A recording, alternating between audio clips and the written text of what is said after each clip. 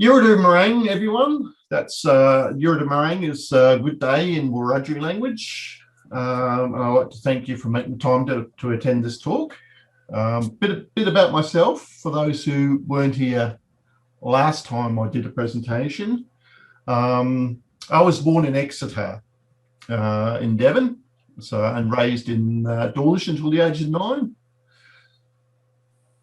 Then our family emigrated to Australia in 1973, and I'm currently undertaking a PhD in cultural astronomy, focusing on the astronomical knowledge of the Wiradjuri people of Southeast Australia. And I'm currently, and Bob's going to chuckle at this, aren't you, Bob? Currently 7 years into a 3-year PhD and hoping to finish it by the end of this year. If all goes well, goes to plan. So when we talk about Aboriginal astronomy, we have to be specific about which country or language group we are focusing on.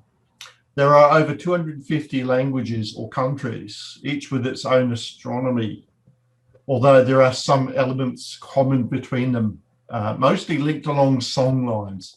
And Bob Fuller will cover song lines in more detail next week as part of his talk. So, as I said before, my PhD research focuses on the southeast region of Australia, specifically in Wiradjuri country.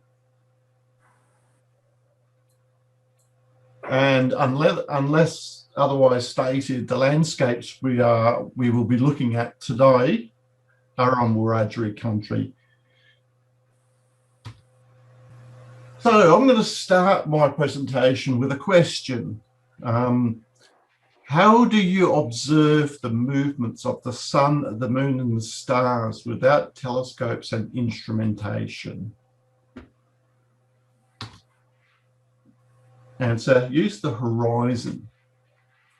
And this technique has been used for millennia by many cultures around the planet. Here's a good example. This is a Hopi solar horizon calendar.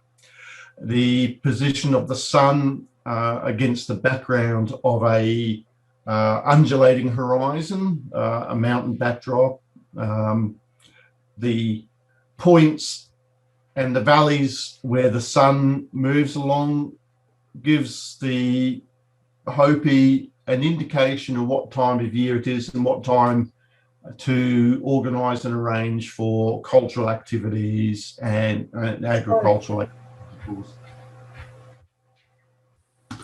Here's another example going over to Rapa Nui, Easter Island. The tower in the foreground lines up with the hill in the background, or the cliffs in the background, and from that tower you can observe the rising of Matariki, or the Seven Sisters of the Pleiades, which in Polynesian traditions is very important and marks the heliacal rise, marks the beginning of winter. And here's another example. Chanquillo in Peru, which is a natural hill, but it has 13 mud brick turrets along the ridgeline, and the positions of those turrets and the gaps between the turrets are used to observe the movement of the sun over the course of the year from solstice to solstice. And here's the June solstice sun shining through the first notch, the first gap. So, yep, horizon astronomy is quite well used in many cultures. But what about the Aboriginal and Torres Strait Islander peoples? Did they also observe the movement of the sun, of the solstices and equinoxes? Well, this quote coming from Dame Mary Gilmore suggests they did.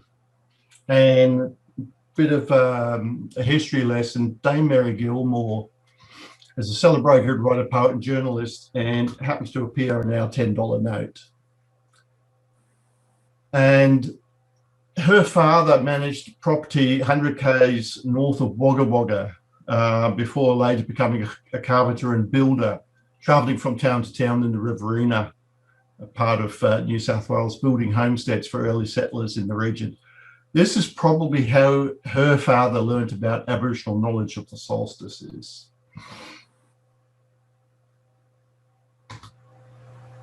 Now,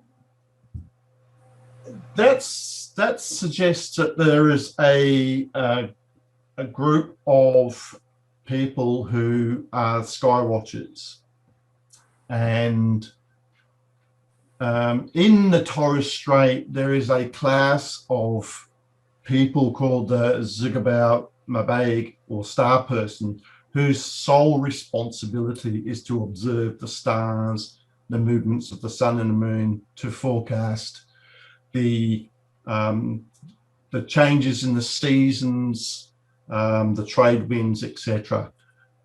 So I've not myself come across a specific term for an Aboriginal star watcher, but the clever men, which is the high degree initiates within Aboriginal society, would likely have taken this role. So first example is, we're going back to the Torres Strait again, is from the island of Mua, specifically Kuban village, where from that point looking west, they can see the movement of the sun going from summer to winter solstice and back against the background of the islands. So although the solstitial and equinoctial points are recognised, they themselves aren't important. Rather, it is the relative positions of the sun over specific islands that are important. The sun sets over Tuin Island at the winter solstice and over Zurath at the summer solstice. So as the sun moves south after winter solstice, from this point moving south along the horizon here, the people know the cooler southeasterlies will be shifting to the warmer doldrums, so as they go from a winter to a summer equivalent. When it sets over Matu Island, which is this island here, not labelled, in mid-October to late November, the turtles' mating season starts. Turtles float to the surface and are easier to catch. This is the end of Wurrawurra, a start of Kuki season. The northern movement of the sun after summer solstice, from this point onwards, coincides with the return of the southeast trade winds. March to April, around here, between Kuki and Wurra, is the time for harvest called Kek. It's heralded by the appearance of new yams. It also coincides with the heliacal rising of Arkanar, which is noted by the star watchers. So there's a good example of using the horizon to determine the movement of the sun, and from that, the changing of the seasons for both cultural and a food production calendar. If you'd like to read a bit more about this, we did put out a paper quite recently, published in the Journal of Astronomical History and Heritage. Right at the end of this presentation, I'll give you a link to this and the other papers that I mentioned in this talk. So moving right along. Now to another use of the landscape. I call these, by the way, I call them celestial landscapes, because they link the land to the sky and the sky to the land. And that's a common theme throughout Aboriginal astronomy. They say that what is in the sky is in the land, and what is in the land is in the sky. So this interaction between the two is very important culturally. So here we have a wonderful photo, and I did show this in my other earlier presentation, but I'm going to go into a little bit more detail with this one. This is at Katoomba, which is in the Blue Mountains. It's about 2 hours east of me, getting closer to Sydney.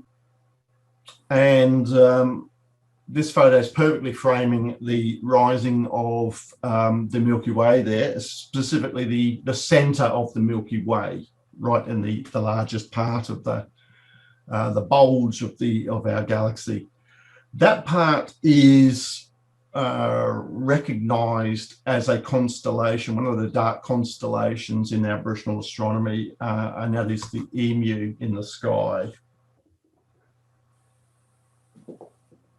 Now, the interesting juxtaposition with this photo is that if you look in the distance, and I'll zoom in on that in a minute, there's a little marking on the cliff face here over towards King's Tableland. And this is known as the emu, the old man emu. And I'll just zoom in there for you, and you can probably see it better in this one here. It's this marking here, although this higher resolution photograph has actually brought out the other markings along the cliff face, which normally aren't as predominant as this one here. Now that that zigzag there, which represents the emu, is also a marker for the Gundungurra people of the Megalung Valley to indicate to them where there is an exit entry point into the valley here.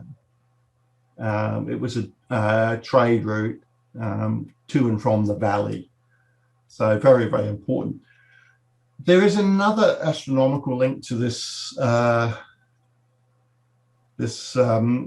arrangement here. Is we've got these three pillars. These are called the Three Sisters at Katoomba. Now, these are the three, according to Aboriginal tradition, these are three sisters, part of the seven sisters of the Pleiades, and linked to some very important song lines that go through the country. And we'll be visiting that a bit later too. But over here, you could probably just make out three or more extra stumps which are eroded away, and these were originally the other sisters. So that, you know, makes it a stronger case that it does relate to the seven sisters, although at the moment we have only the largest pillars remaining. So there's that wonderful interplay with the landscape in the sky there.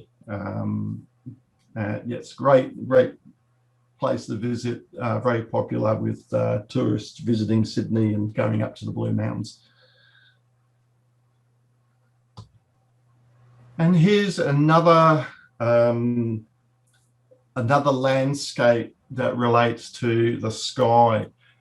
On the Charles Sturt University campus at the town of Wagga Wagga is this, it's a natural stone arrangement. So it's I think it's granite boulders, just a natural formation, but it's actually part of a ceremonial site, what we call a burbun, or you might have heard the term bora. I'm using the term burbun because it's specifically a Wiradjuri term, and it relates to the Seven Sisters of the Pleiades. This is a woman's dreaming site.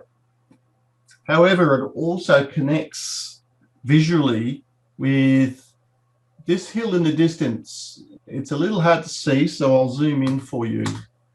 You could just make out the top of this hill in the distance. This is the hill called Kengal, or the Rock, and where it's important is that where this is situated, looking in this direction across here, is where you actually will see the emu in the sky setting vertically at a certain time of year, which is important ceremonially. So again, we've got that juxtaposition of landscape and skyscape. One of the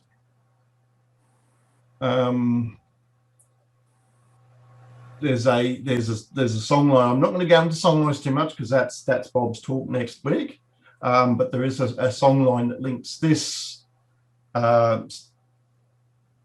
women's side here all the way across to Katoomba to the Three Sisters, which are part of the Seven Sisters. So they do relate to each other culturally and ceremonially. So very, very important.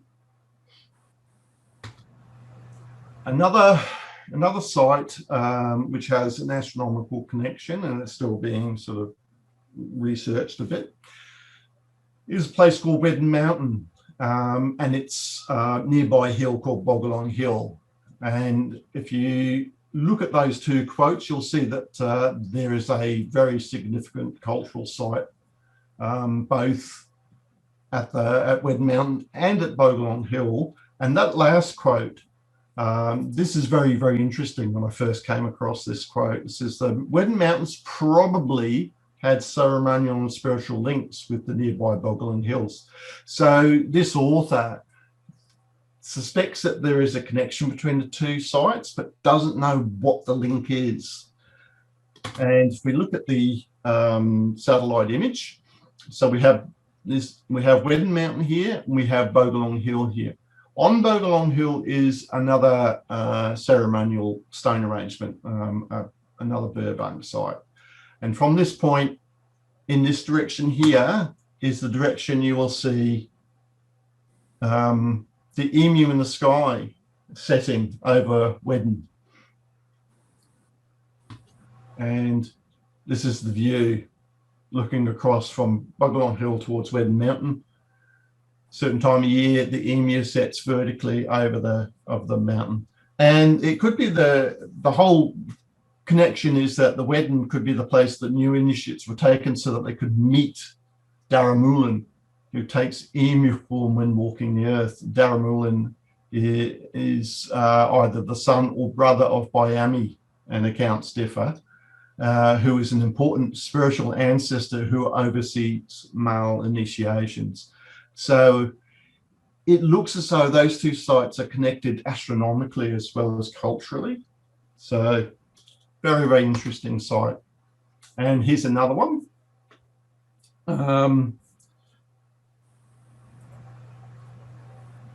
The place of Mary Abba.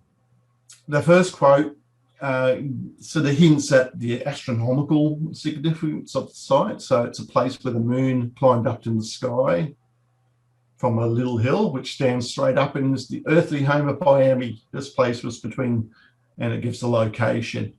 And from that description, I was able to find the exact location. Second quote just shows that that particular location at Mary Abba was used as a place for, again, another male initiation. And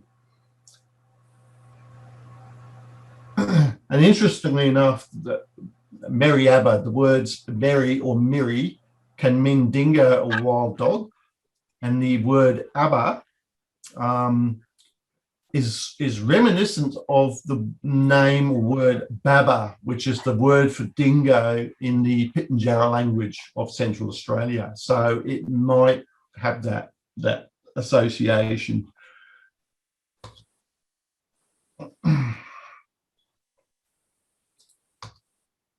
And this is the view from the top of Mary Abba Hill. It's not a huge hill, it's just a little stony ridge in a paddock. But if you look towards the eastern horizon, you have the, as a backdrop, you've got Mount Bowen and the Ural Range. And it fits that narrative quite well, where it's the earthly home of Bayami, and it's the place where you see the moonrise. Again, satellite photo just showing you the area. So Mary Abba is located where that pin is. And from there, you get the full range of the sun and the moon moving along the backdrop of the hills in the distance. The sun specifically from solstice to solstice, and the moon from major and minor lunar standstills at both ends. So it can be used astronomically for those purposes of observing those movements. And also, framing Biami himself as he rises over the ridge line. So again, perfect description, the home of Biami, where you see the moon rise.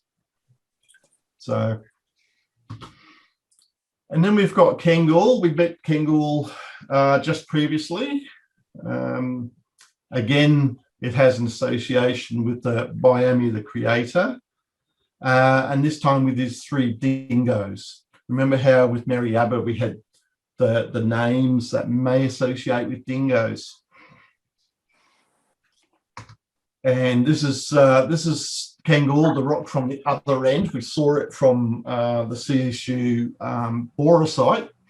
This is from the west looking east towards the eastern horizon with Kengal in the distance. And if you use your imagination, you can probably see the silhouette there of a dingo laying down.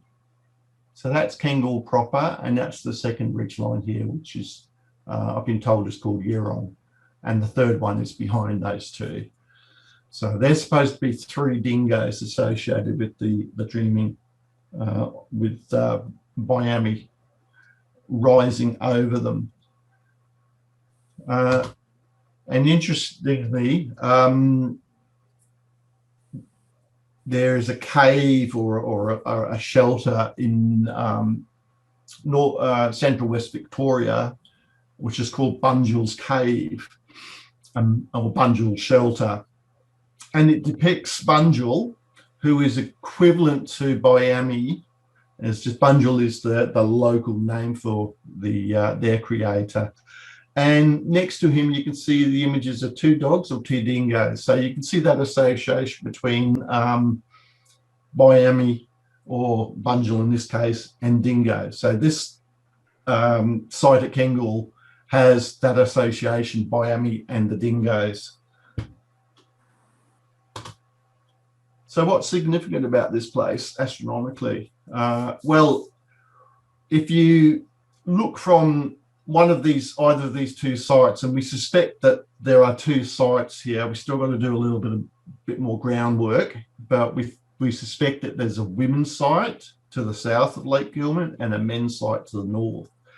And from there, the sight lines looking over towards the pinnacle of the rock line up with the Pleiades at the women's site and with Betelgeuse at the men's site. So this is at the women's site that's at Gilman Lake South, and you could probably just make out the Pleiades are rising next to the pinnacle here. They're sort of rising the saddle right here. Also, notice that the equinox sun rises in that perfect notch over here, and you can also use the rest of the horizon for observing the movement of the sun and the moon through the year. So it's a good place to use as an observatory, so to speak, but also that's observing that significant rising of the Pleiades from that women's site. Over towards the men's site, this is Gilman Lake North now, we can see that Betelgeuse in Orion, which is the equivalent to Biami in the Wiradjuri tradition, the star rises directly over the pinnacle itself. So there's Biami returning to the sky after administering punishment to the dingoes. Now, you might be surprised with the orientation of Biami. He's upside down in our sky, as Orion itself is, which is opposite to what you will see in the Northern Hemisphere, where he's upright.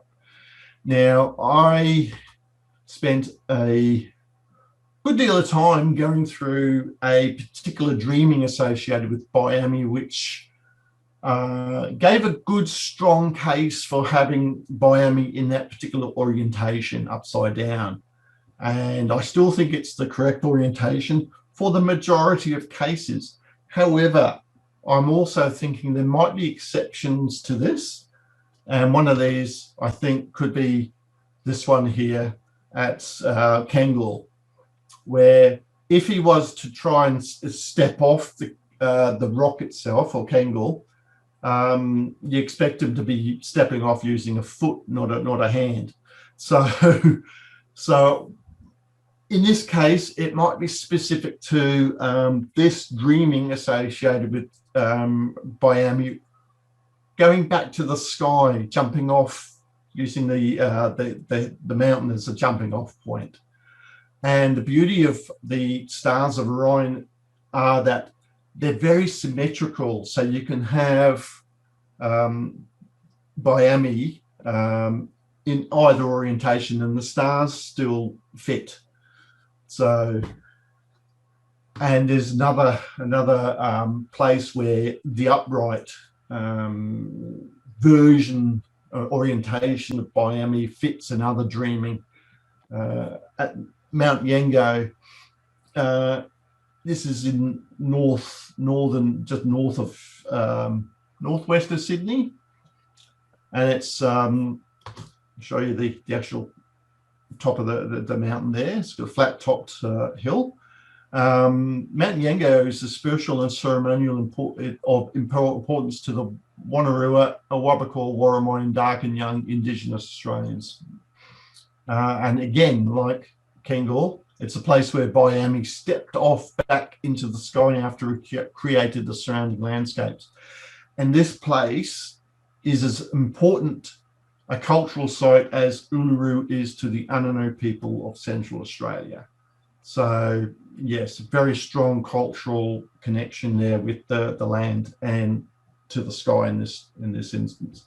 So I think for this particular dreaming and the one previously, the upright orientation fits the dreaming narrative, whereas in most other cases, the other orientation, the upside down orientation, fits the other dreamings. Now, on to something very, very interesting. I call this the Great Star Map. Now, what I'm showing you here is just the plane of the Milky Way galaxy, and I've superimposed and badly drawn the emu there in the sky. There's the Southern Cross here, and on the other side we have the Wawi, or the rainbow serpent. And here's Biami, which are the stars of Orion. Now just bear those in mind, and I'll take you to this place here. Now, some years back, about 3 or 4 years ago, a Wiradjuri man I was talking to was interested in what we were doing with the astronomy project. Said to me, and he lives down this way, he said, oh, if you look around Narandra, there's a series of hills that resemble the head of an emu. Oh, that's interesting. I wonder if there's a connection, you know, astronomically, if it's an emu, you know, emu in the sky.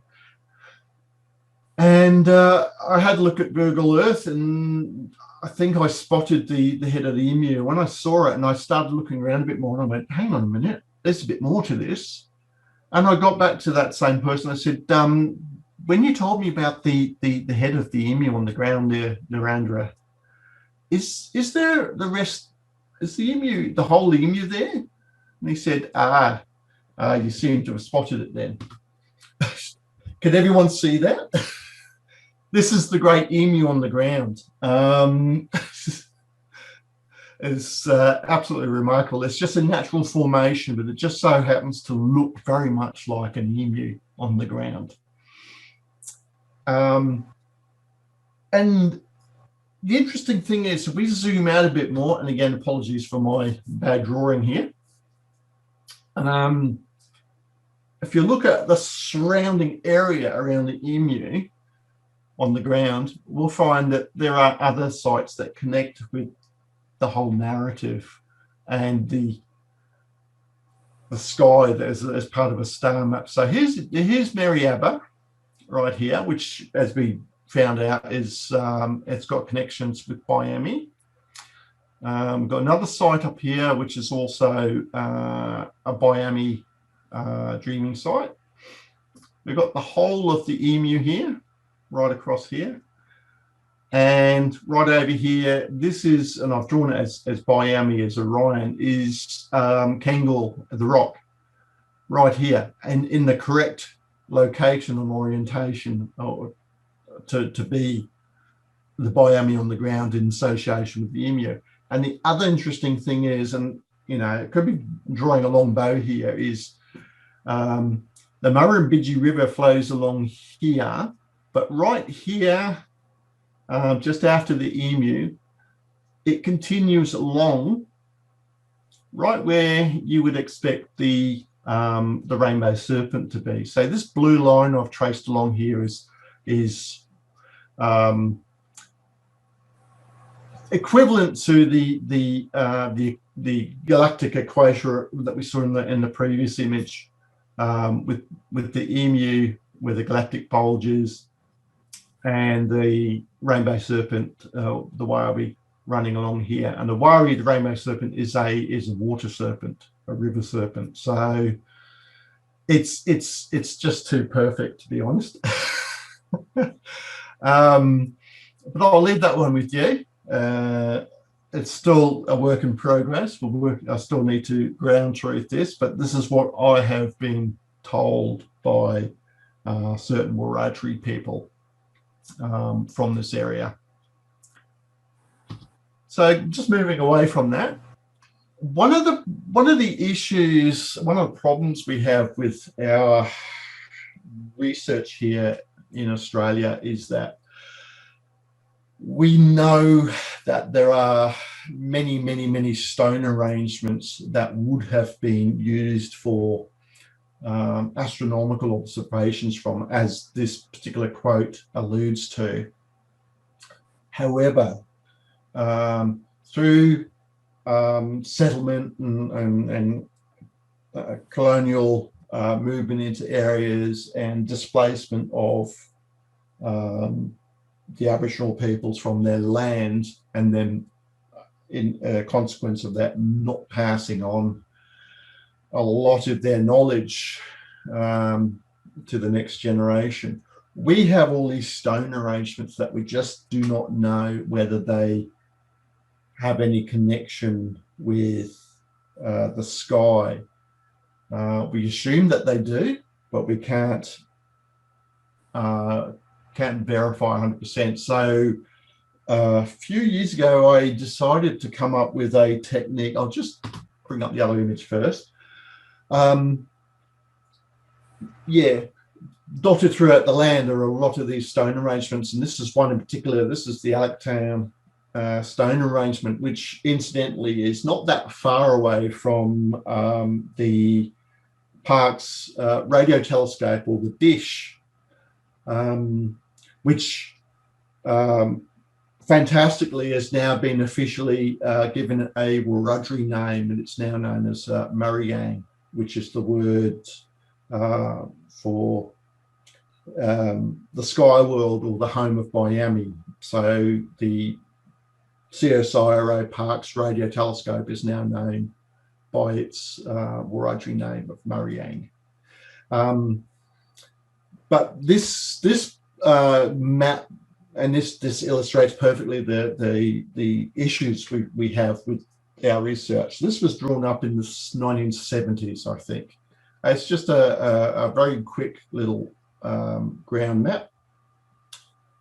But the person who illustrated this neglected to put in a north direction marker on it. So we don't know the orientation, which means that we can't use it to check for any specific alignments to the sun, the moon, stars, etc., etc.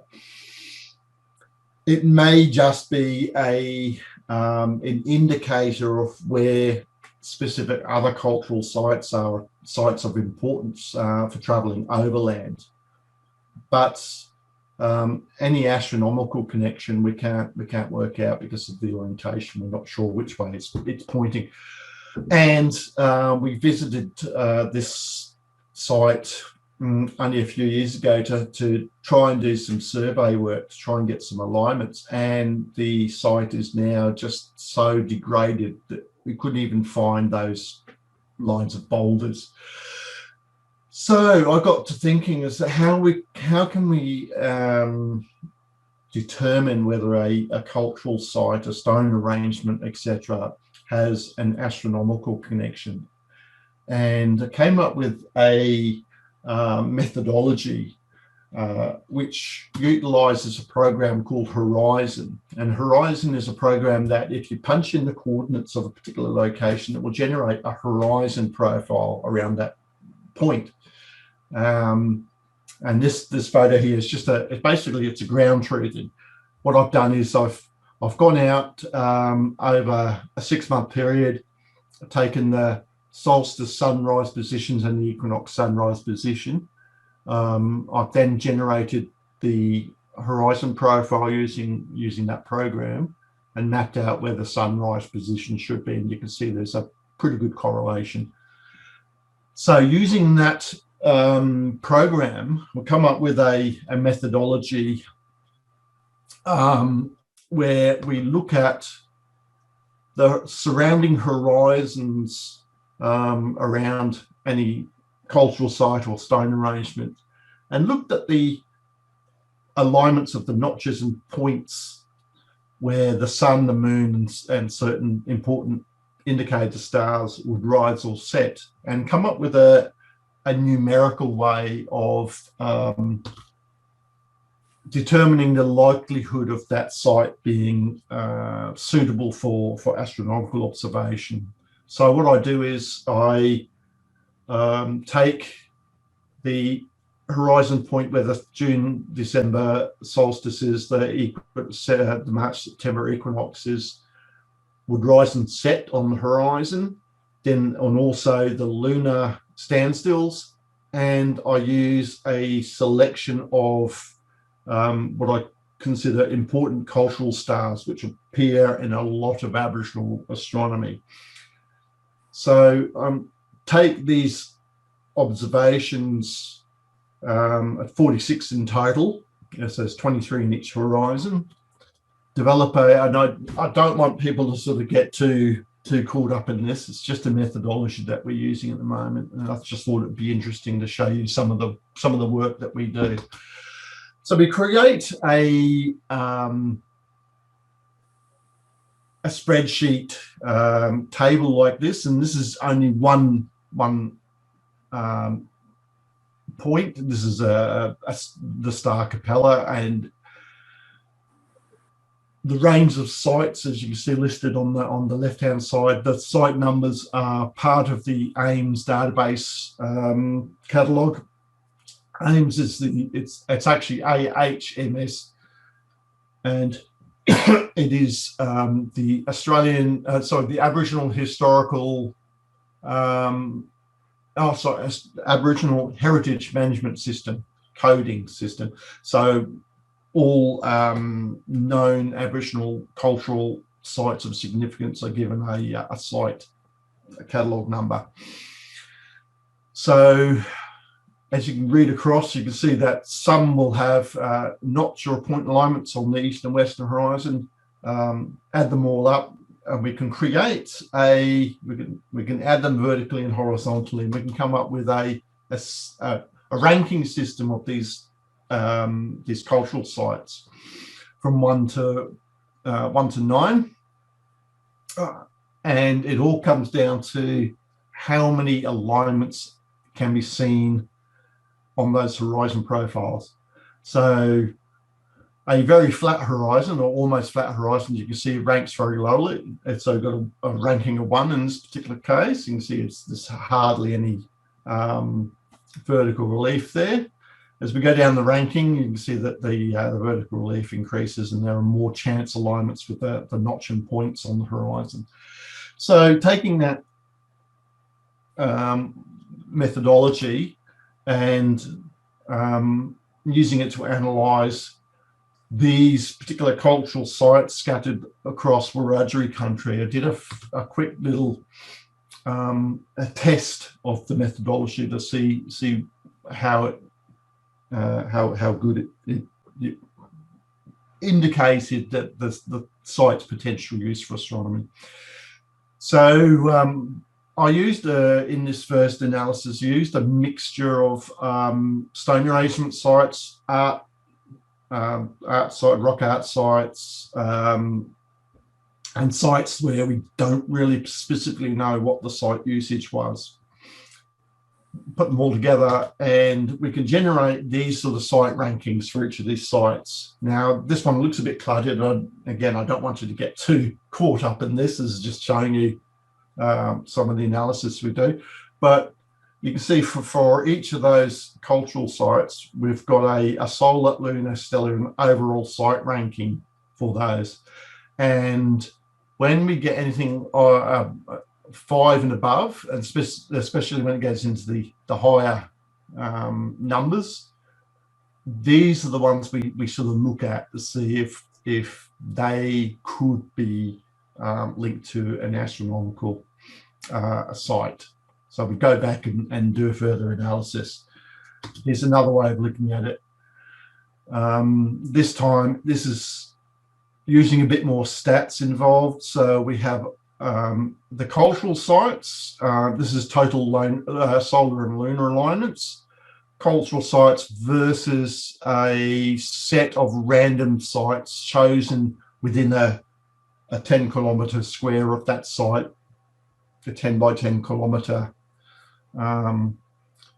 site randomly chosen within that square.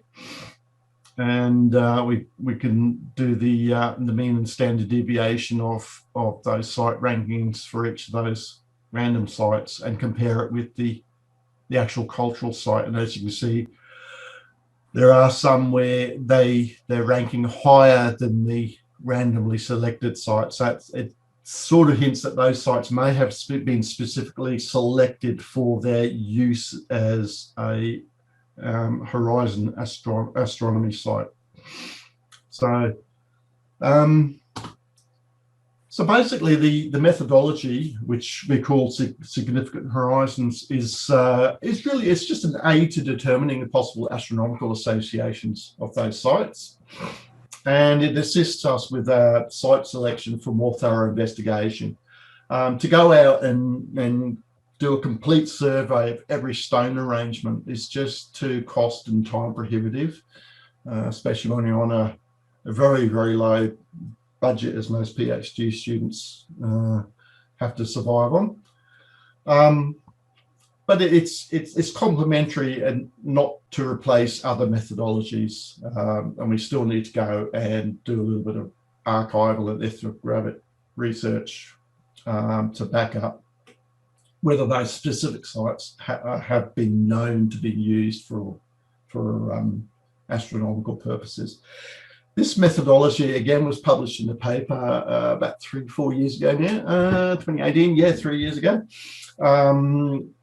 So, yeah, we presented this methodology to a conference in Santiago de Compostela in Spain. We have, every 3 years, we have an international cultural astronomy conference, and in 2017 it was in northwest Spain.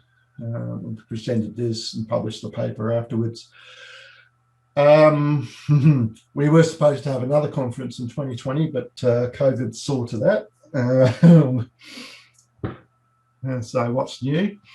But again, another paper, if you're interested, I'll give you the link to all these published papers for you. So I'd just like to finish off with some acknowledgements. So I pay my respect to all Aboriginal elders, past, present, and emerging, and fully recognise and honour their intellectual property and traditions.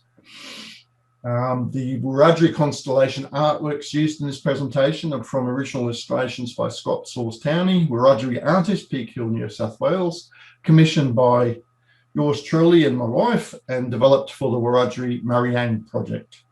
And the horizon profiles used in this presentation were created using the Horizon software developed by Andrew Smith, another Australian, developed the program initially to help a postdoc researcher who used it on a lot of sites in the UK and Europe, Gail Higginbottom, and we find the program extremely useful for our research as well into Aboriginal astronomy.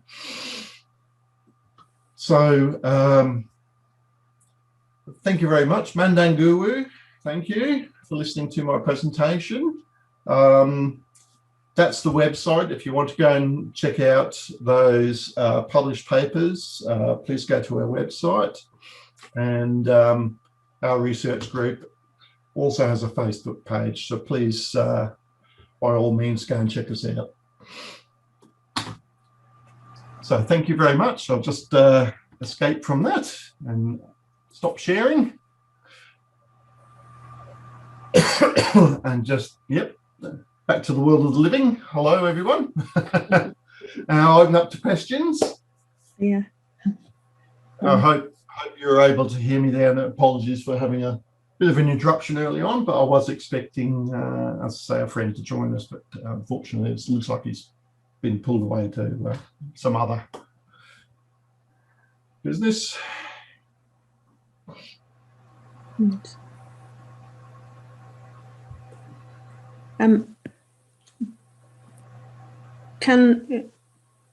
Hiya. Hi, Cindy. Hi. Do the young Aboriginals, is there many of them that take an interest in this type of astrology? We do have in our research group, we do have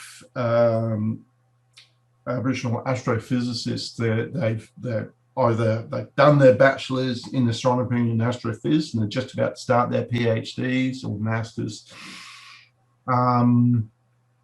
So there is a growing interest, and we do within our group we have a postdoc who works at the Parkes Radio Telescope. He's a Gidja man from the Kimberleys originally. So yes, he's studied astronomy, astrophys, and now is basically an IT specialist that helped design software for the Parkes Radio Telescope. He's the one that designed the software to remotely steer it using your laptop, so you can be anywhere in the world and you can steer the dish. He did a lot of the development work for that program. So yeah, we do have an increasing number of Aboriginal people who are going into the astronomy and astrophysics field. And also just recently we found out that quite a few are actually starting to go into the aerospace field. So that was an eye-opener for me. I just watched an email circulating around looking for any Aboriginal person who was in that particular aerospace field, and there were a number of people who responded to that email. So yes, it is gaining in popularity. Yeah. Including a couple working for NASA as well. Sorry? Yeah. Including a couple working with NASA. Yeah, exactly. So they're out there. And I think the when they're studying astronomy and astrophysics at university level, they also start looking at the cultural astronomy too, because of their cultural heritage, of course. So they are the perfect vehicles for continuing this work, basically. And that means that people like Bob and myself who aren't Indigenous, and we're basically imports. I'm originally from the UK. Bob's originally from the States, but we see ourselves as Australians. Hey, Bob. But we're getting on. We're going to retire, and it'd be great to hand the baton on to the next generation of Indigenous cultural astronomers. Yeah. So that's our goal, basically. Yep. So how did you decide on this subject for your PhD? Yes, always been interested in astronomy and also in culture. And I think being raised in, as you saw, a very young kid, up to the age of 9, in an environment where we're sort of exposed to, all through Dartmoor, we've got all of these Neolithic and Bronze Age settlement sites. Stonehenge was just up the road, basically.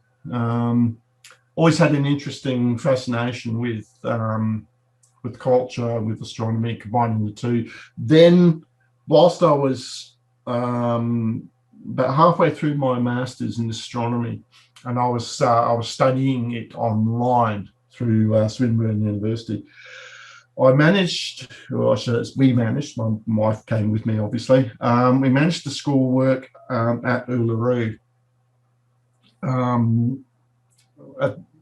at Yulara, basically, not far from Uluru, about 20 k's up the road from Uluru. So Uluru was the backdrop to the resort. And I was one of the astronomers out there, astronomy tour guides. And being located there, we're obviously exposed to the Ananu culture. Ananu people are the ones that live around the rock at Uluru. And yeah, I just, one step at a time, I sort of got more interested in Aboriginal astronomy, found that there was someone who was doing a PhD in cultural astronomy here in Australia, who happens to be our team leader, a research leader, Dr. Dwayne Hammaker, or now Associate Professor Dwayne Hammaker.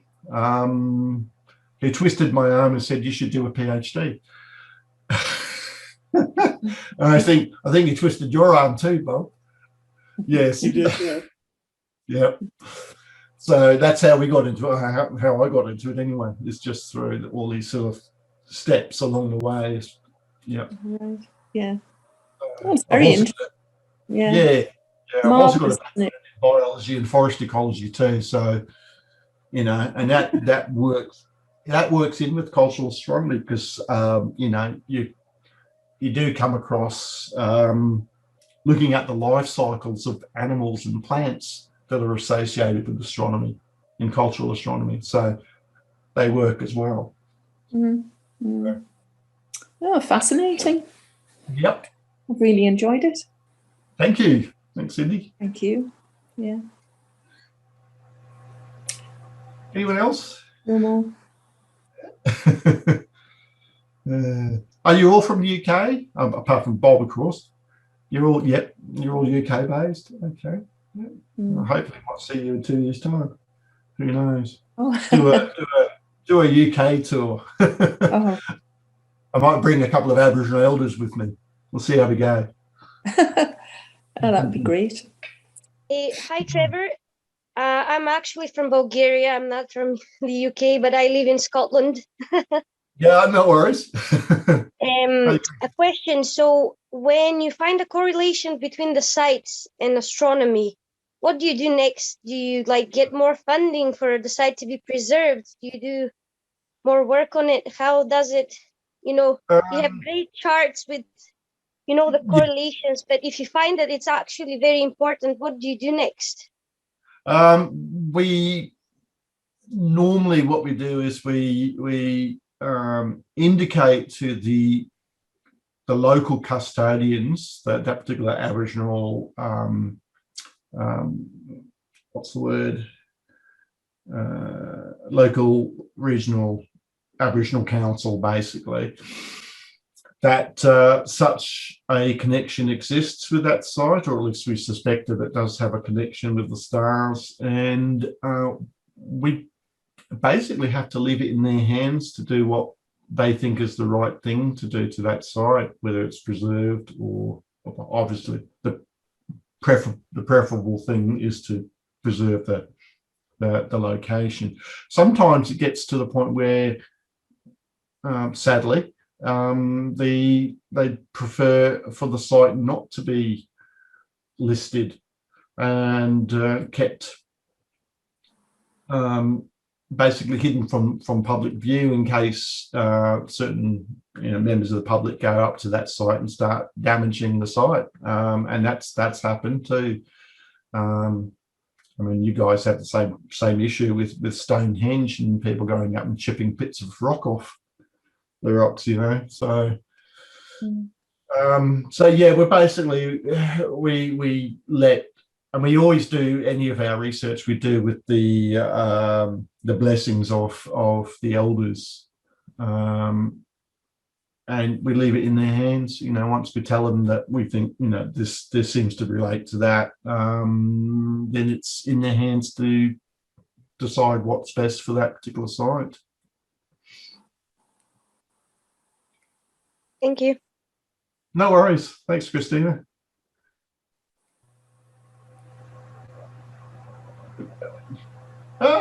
We just hit the hour mark. That's good. I hope I haven't sort of waffled on too much. So we're given an hour time slot. So yeah, great talk, Trevor. Really interesting. Thank you. Yeah. So Bob's going to be talking next Saturday on the 10th. Is that right, Bob? Yeah, that's right. Same time, same place. Yep. And going into a bit more on song lines. Talking about song lines, star maps, and a few other things which are connected. Yeah. Yep. So yeah. Great. Continuing. Forward to it. Excellent. Look forward Thank you to it. then. Thanks. Bye Cindy. for now. Thanks a lot. Okay. Bye bye. Yep. Okay, guys. Thank you. Bye. Yeah, Trevor. Bye. Thank you. Bye. Trevor, I'll leave it to you to close the meeting down. I'll close it. Yeah, in a sec. Yeah, just unless you want any passing words.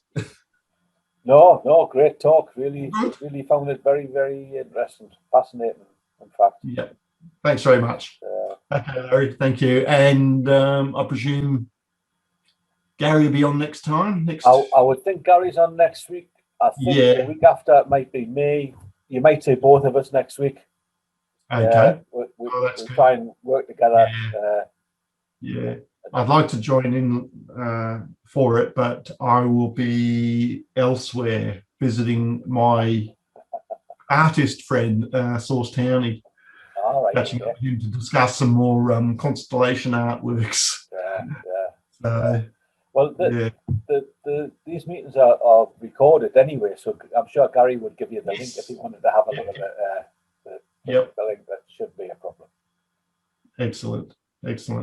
Yeah. I'm just very jealous of your skies. Ah, yes. We see Europe. This is as far as I see. We just sort of getting into the buzz. You get the other side of it.